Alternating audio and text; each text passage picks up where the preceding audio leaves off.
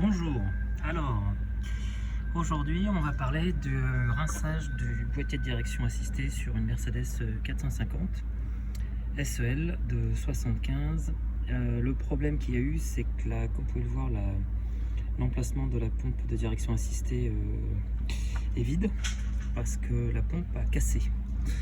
Donc elle a commencé à faire du bruit et à faire de la limaille, et en très peu de temps.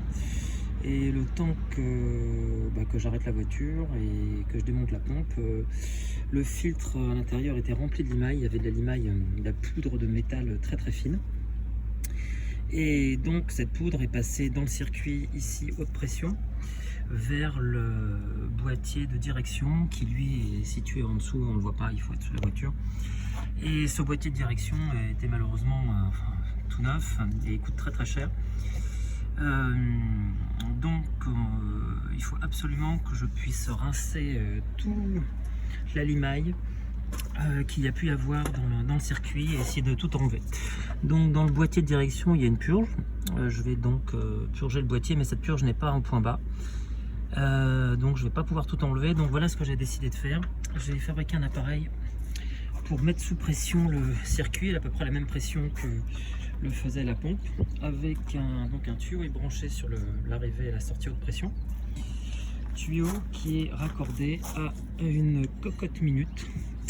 Non, c'est pas pour la soupe, c'est pour remplir de liquide d'Extron 2, de liquide de direction assistée.